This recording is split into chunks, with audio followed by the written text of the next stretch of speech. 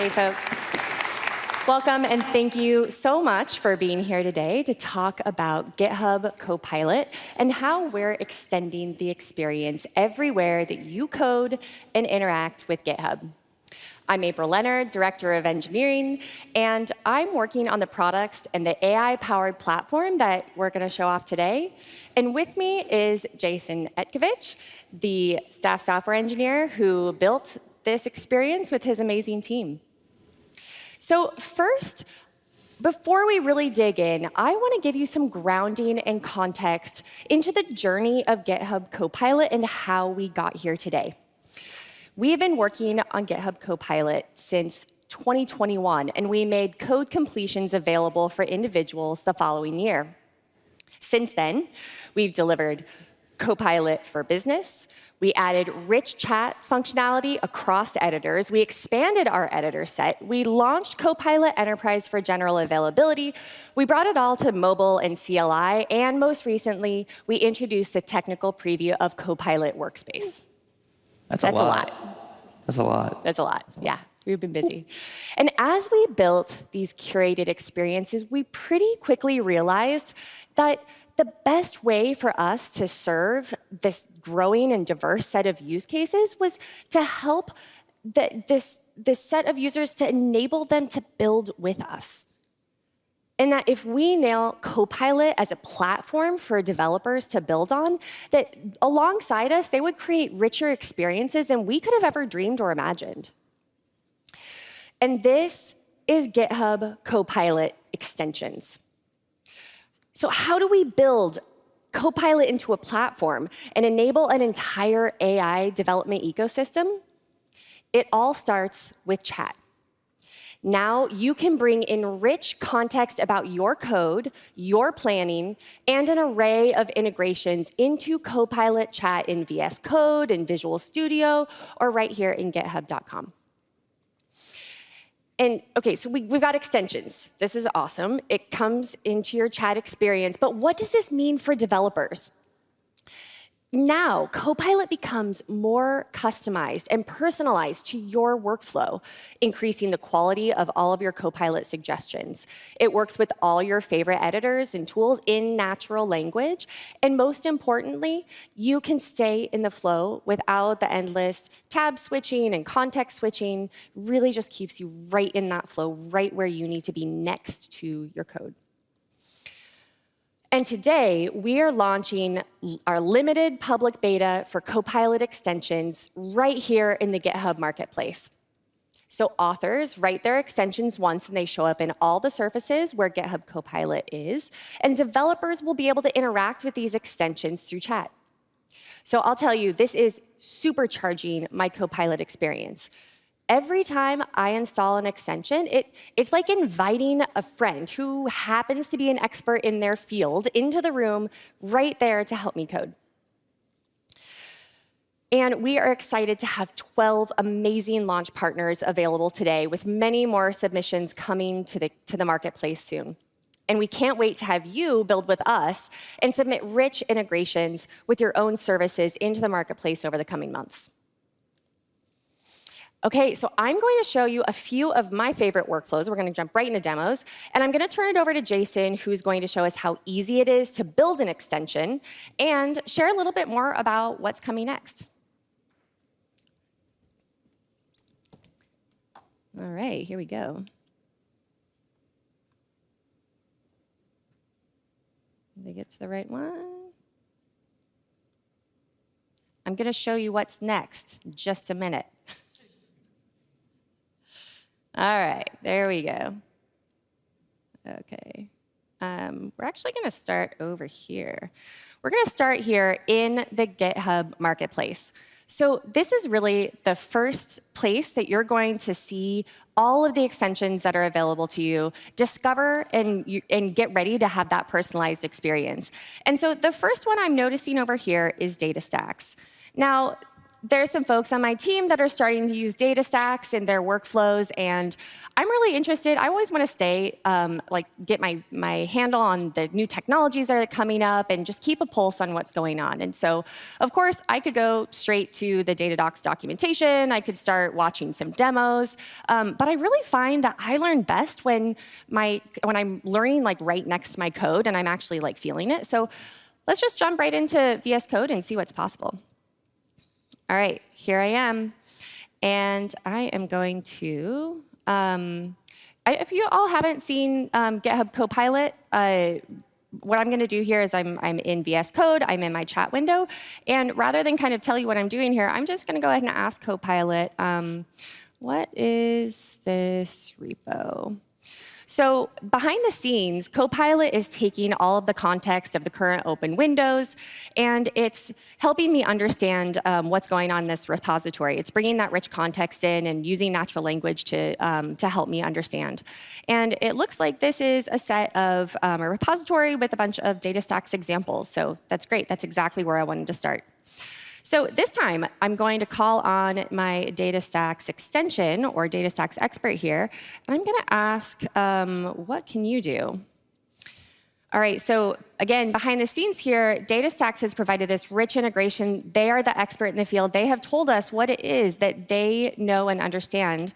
And now I can look here at DataStax, and it's going to tell me a little bit more about the stack and what it is that I can do right here in my experience.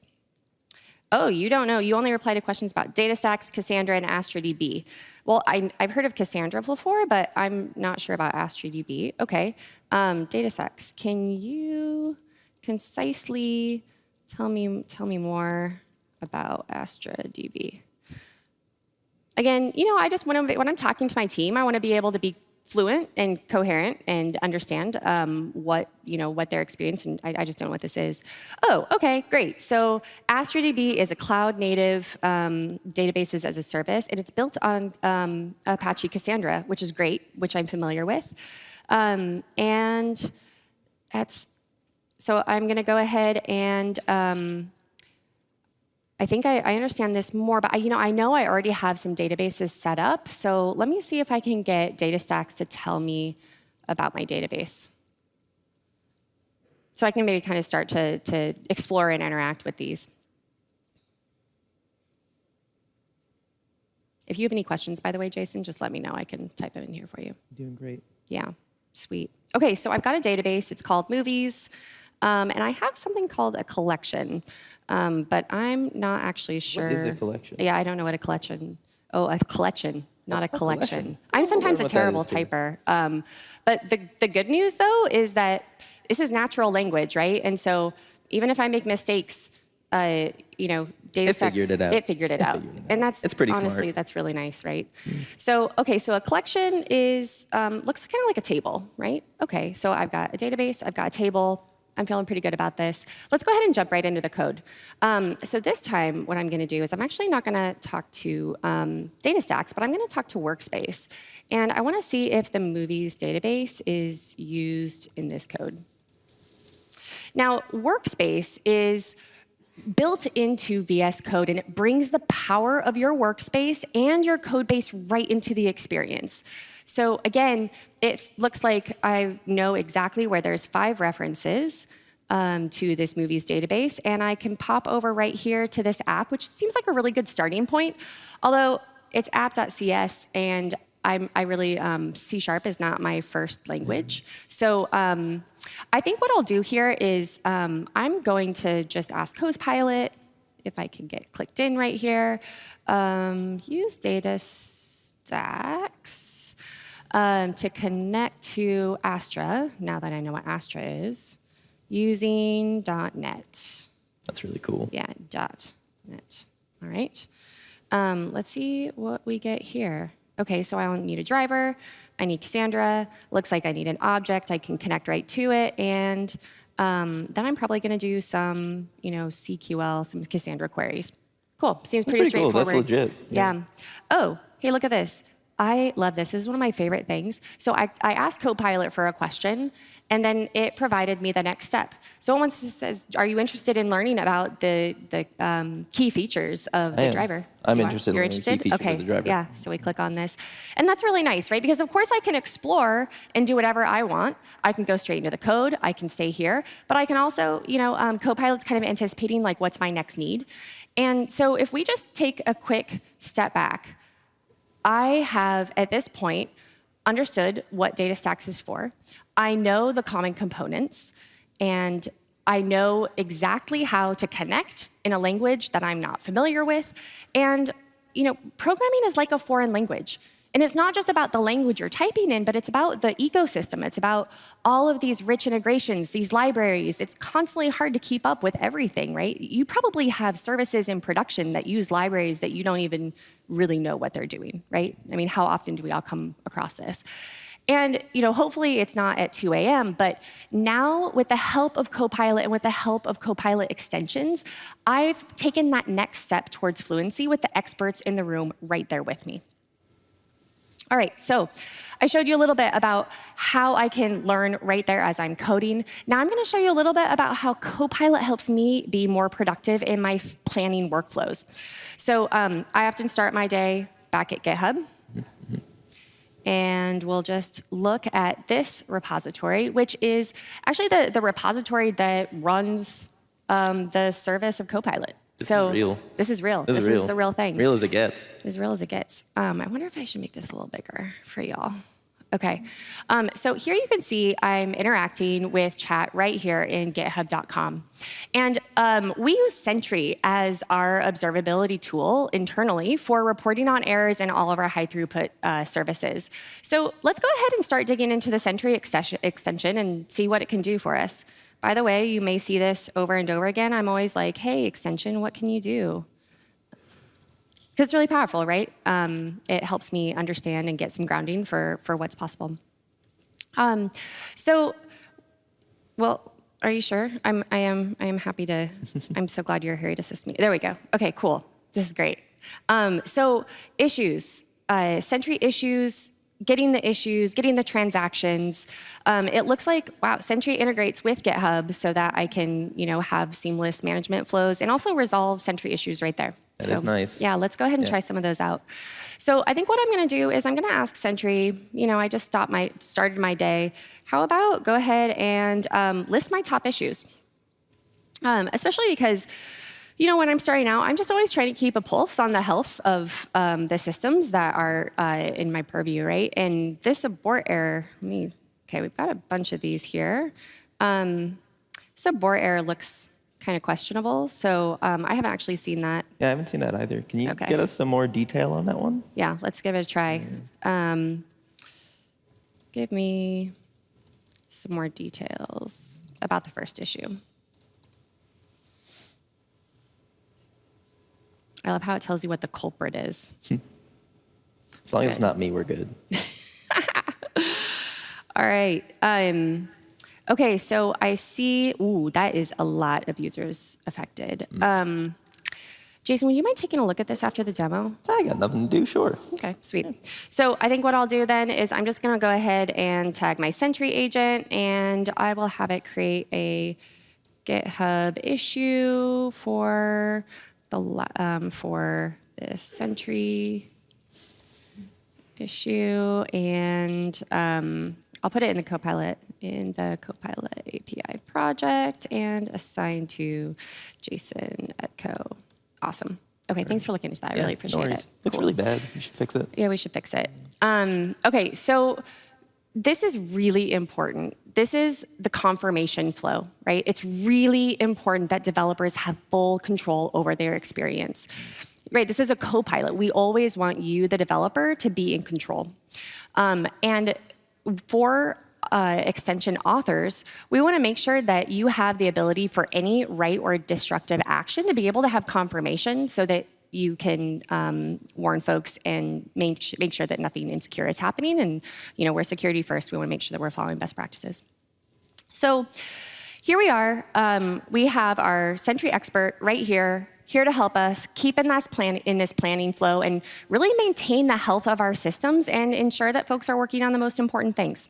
So you might not think like I'm in my code all day, but often I'm in my planning flows, and I'm just trying to make sure that everything is working smoothly. So there's one more powerful flow that I want to show you all today, and that's the power of extensions to solve production issues right there in our own code base. I suppose I probably could have fixed that one. I didn't think about that, but that's okay. We'll fix it later. We'll fix a different one. We'll fix it later. So I'm going to go ahead and let's imagine for a minute that it's 2 a.m. I'm on call, and I actually get a page from Jason, and he assigned me this issue, which is great because I just assigned him an issue. So, you know, I mean, one for one. Yeah, 1 for 1. Okay. So I'm going to go ahead and take this Sentry ID, and, you know, of course, I'm on call. I'm probably going to go either to my operational dashboard right away, but since I already have my issue ID, I'm just going to drop straight into VS Code. And I'll go right here to my Copilot API, and I'm going to ask Sentry Agent. I'm feeling really nervous because it's 2 a.m. and this is like on fire. Tell me more about this issue. Nobody likes to get woken up. No. Right? And no, especially getting woken up and then having to like figure out where all the things are and go to 20 different places. Yeah. Figure out what's going wrong. Exactly. And you know, so it's really nice. It's not that I necessarily can't figure this out on my own. It just makes it faster. Mm-hmm. So it looks to me like this is probably a client error. Maybe there's some malformed JSON. It's not. We're not handling it gracefully. So what I'm going to do is I'm going to go ahead and call on Workspace again, because I think we might not be guarding against malformed JSON. So we'll ask our Workspace to go ahead, and where might we not be guarding against malformed JSON. So this is really nice, right? Because if you look at that stack trace, package errors, that could be literally anywhere. So just sometimes I need that like breadcrumb to know like where do I even start looking. And it looks like we have 6 references here. Annotation, schema.go. I think we should go ahead and take a look at chat.go. Think so? That looks like a good one. Lots of stuff goes in there. Lots of stuff goes in there. Yep. All right, so now I'm going to ask Workspace to go ahead and fix and guard, and I think I'm going to go ahead and log again because that logging wasn't great. So fix and log against malformed JSON.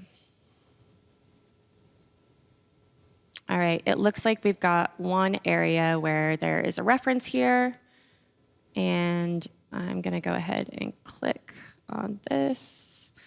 All right, and if I just look, it's going straight out to this code block. Specific.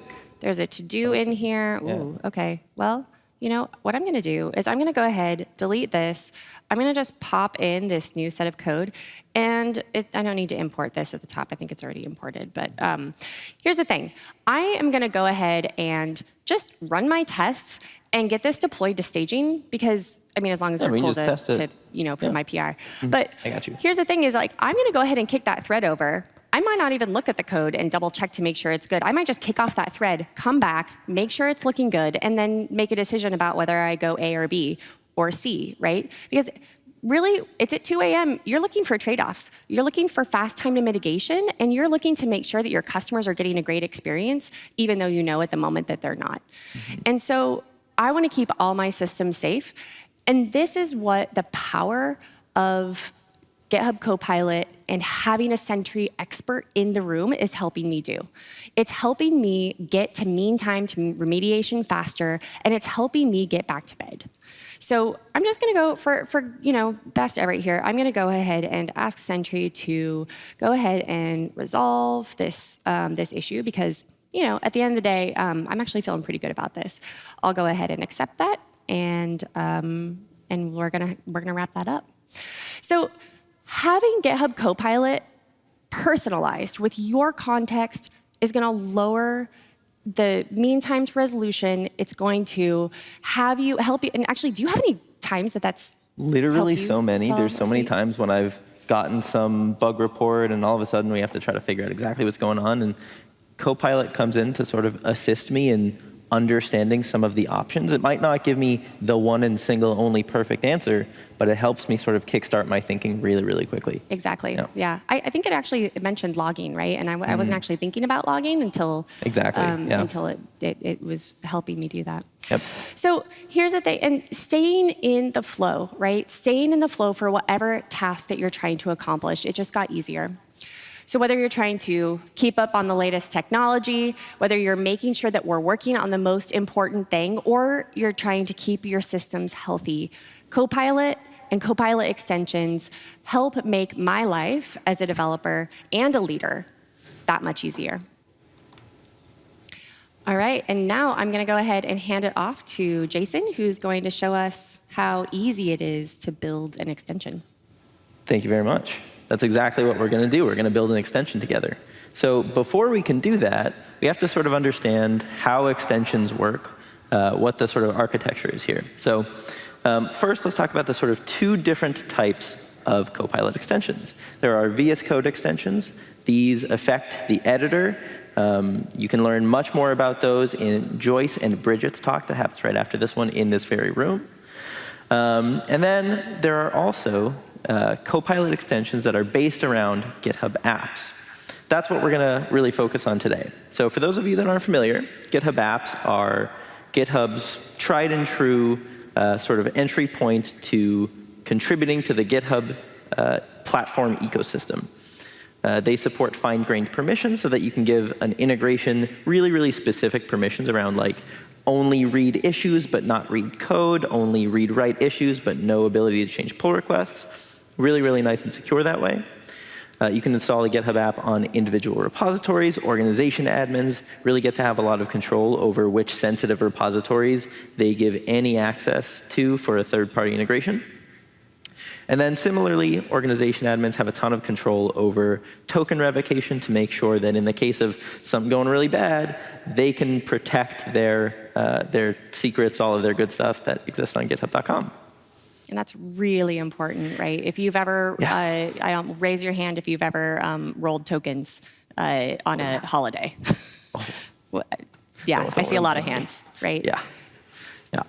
So stepping back from some of the demos that April showed, let's look at sort of the path of what happens when a user asks a question. So here you can sort of see at the left here, a user asks a question. They might say, @extension name, hello. The client is going to be something like VS Code, Visual Studio, JetBrains, or GitHub.com Copilot Chat. When they've done that, they send that user's message over to Copilot. We do a bunch of authorization, making sure that everybody can see all of the sort of details. These third-party integrations are properly authorized to understand the user's message. And then we send that payload over to the third-party extension, to the Copilot extension. They send us back a stream of data. Assuming all is good and healthy and safe, we stream it back to the client. So this is a very, very bare bones example of what all the Copilot extension receives in this little payload. They get a thread ID that just helps the clients understand where in the user's chat history they are, and some of the messages that the user has chatted away with. So we're going to look at this much more in detail as we actually build one. But another couple of sort of bigger points here. When one of these Copilot extensions receives a request, it gets this X-GitHub token header. And that's an API token for that user. It's all very well scoped, and it's very nice and secure for that particular integration.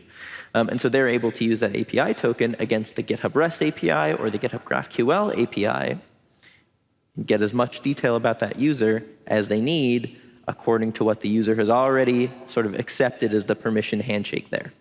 So you can, at least in this very specific case, just identify who the user is. Maybe you want to tie that to, Sentry might see that Jason Etko, that's my handle, they might see that Jason Etko, the GitHub user, is making a request. They want to see who the Sentry user is for that GitHub user. Then you can see a whole bunch of data about what the user is asking, some of the context, and you can see here, we're going to go, again, in more detail when we actually step through this. But you can see their prompts, and then add on your own sort of additional system prompts. You might want to go and fetch a bunch of details from your own proprietary information.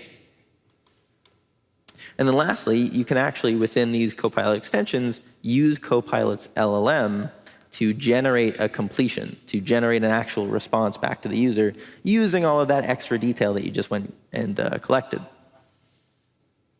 All right, let's actually do it. That's it? That's it. That's all the code. That's pretty much all the code. Wow. I mean, you can do a lot more. Right. But that's like the baseline. That's Yeah. all you kind of need to get started. That's Yeah. amazing.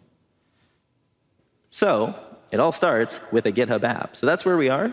We're looking at a regular old GitHub app that I've created. It's called MSFT Build Demo Extension. That's for this one. But it's got a special feature enabled. So I've got this little Copilot tab. If I click in here, it's asking for a couple pieces of information.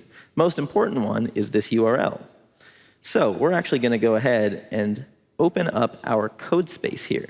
Now, I'm using a GitHub code space because it provides a really nice development environment. We're actually going to be opening a public port so that github.com can send a request over to my public code space URL.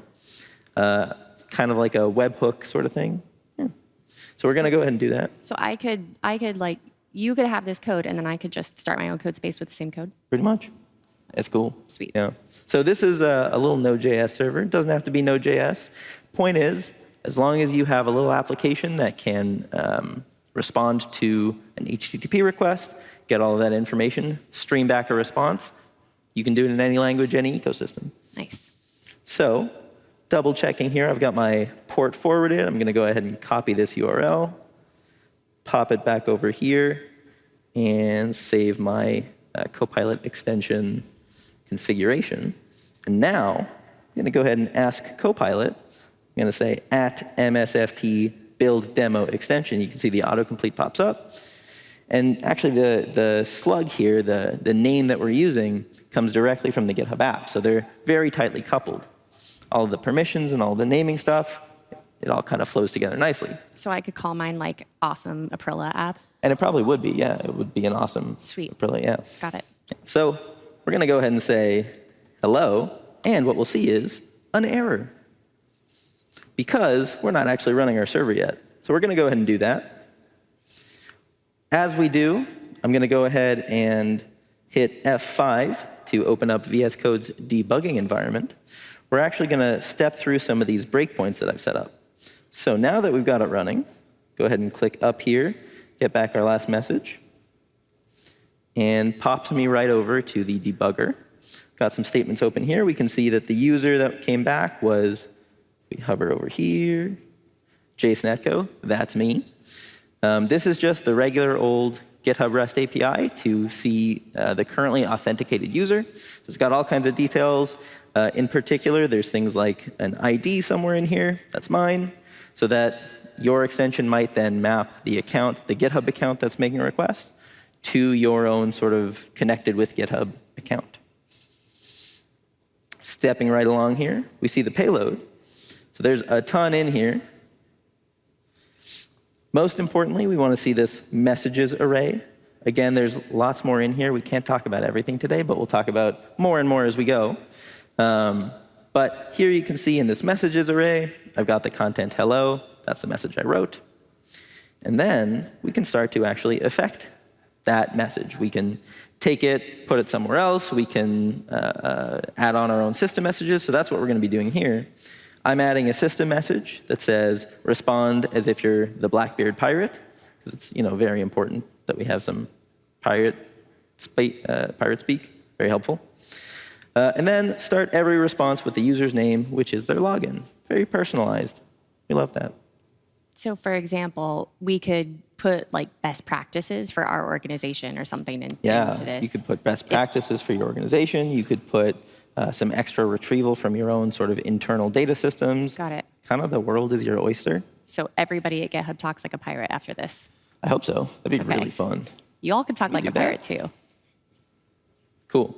All right, and then we take that new messages array that we sort of added onto, and we pass it to Copilot's LLM. You can see here, this is the new list of messages that we're sending. We're telling it to stream back a response. And we're actually using that same token. Don't worry, I'm going to revoke this token right after.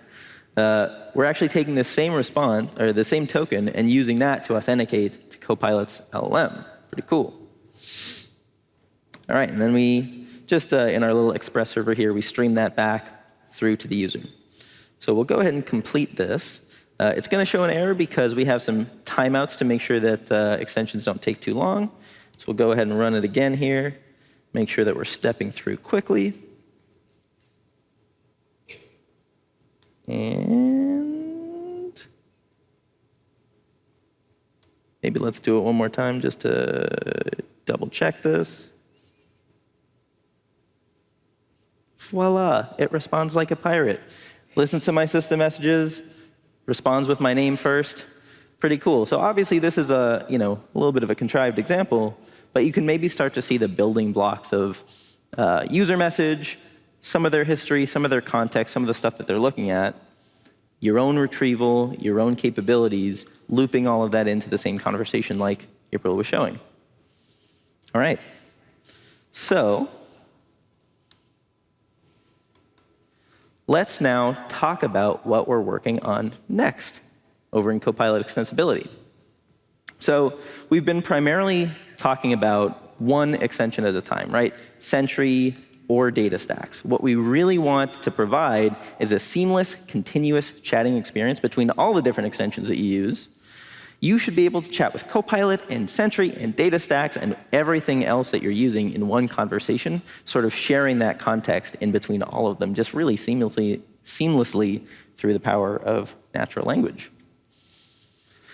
Then we're looking at more ways to integrate with plugins. So what we looked at here is Copilot extensions. We want to make that even more simple for more complex integrations without extension builders really having to be experts in prompt crafting and prompt engineering and understanding LLMs. We want to just make it so that you can share your data, get that into Copilot, and we figure out all the rest. So kind of like the easy button. Kind of like the easy button. Yeah, but we've given you this is all pretty easy at this point. I don't know how long that was, but it did not take you very long to set up an extension. Yeah, and then the other thing that we're really thinking about is the ability to customize your Copilot experience with private extensions. So within your organization or your enterprise, you can build a private Copilot extension that works just for you with your proprietary systems, the ways that you and your organization members work.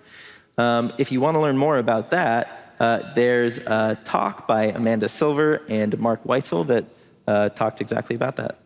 Yeah, so check that out. I can imagine, even for our own developer experience team, this is going to be super powerful, right? Because I think we all have been in this situation where we're trying to write documentation and encourage people to do the right thing and build these paved paths. And this is a really, really powerful way to build some of that right into the workflow. So it catches those best practices like right where you code. Totally. Super powerful. Yep. Yeah, especially looking at some of the incident commanding stuff that you were doing earlier. Absolutely. Just having that all in one place, the way that you and your company already works, takes out a lot of the guesswork, which is really important in those scary 2 a.m. moments. And just better quality code, right? Because it meets the bars of your organization. Totally.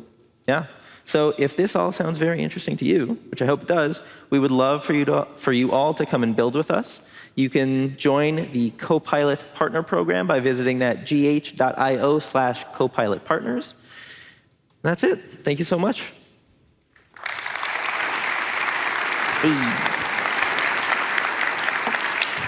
All right. April and Jason, we've got some time for questions if you like. There's been a few through the chat and we're happy to relay some to you, but let's do some in person if we can. There is actually a mic up here that I think is live. If you wanted to come up, or I can run a mic to you. Up to you. There was a hand here? Yeah. We have around a 10,000 repository, and if we want to create our extensions and give a more personalized view to GitHub Copilot, is that possible with these plugins or not?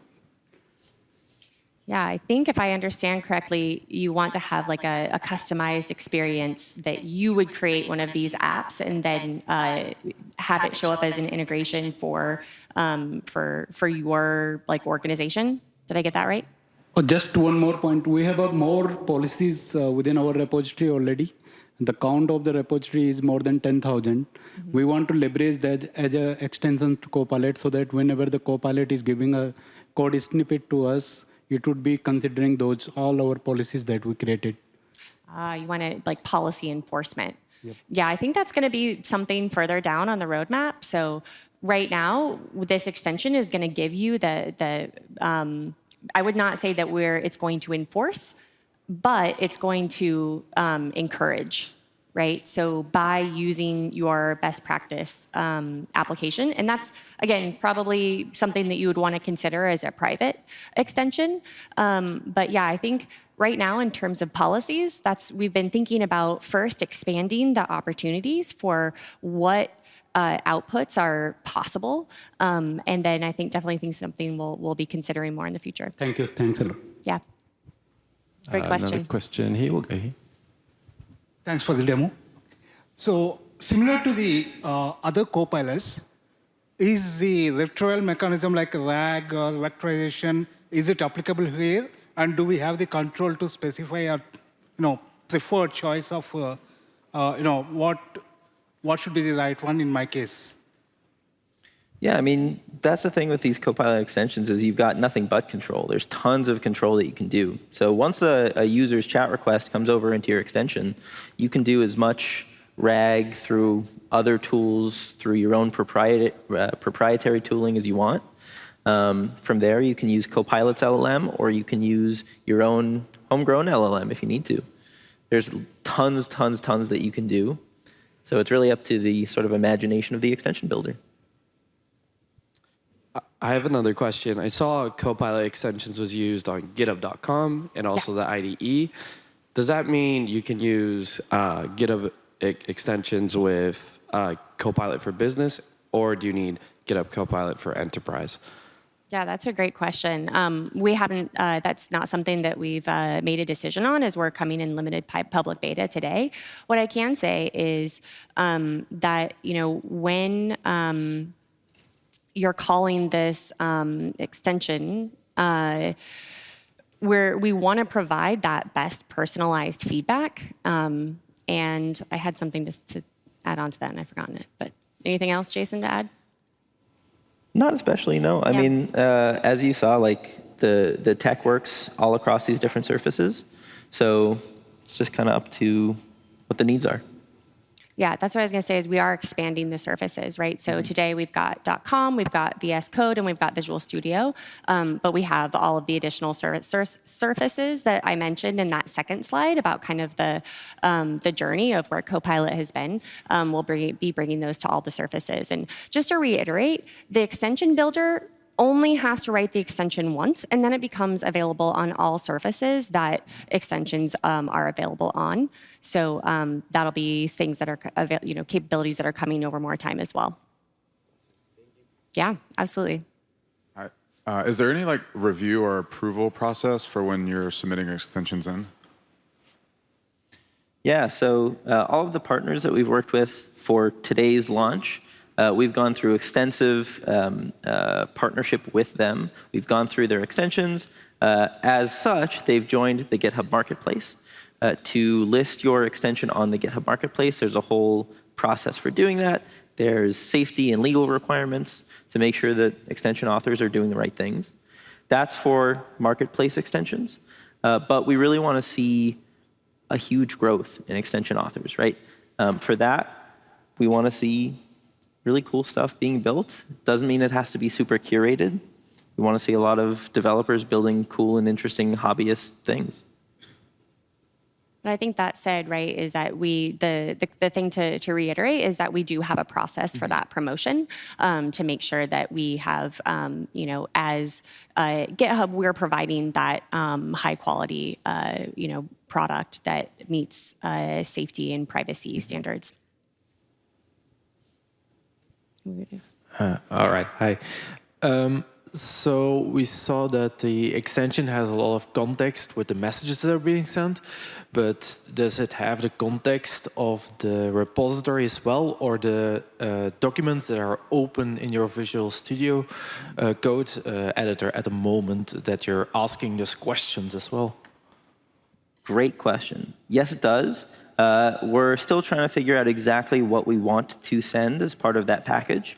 For example, right now, if you're looking at a repository on github.com and you type a message to a third-party Copilot extension, we do send what we call references to say the user is looking at this repository. It is a reference of type GitHub repository.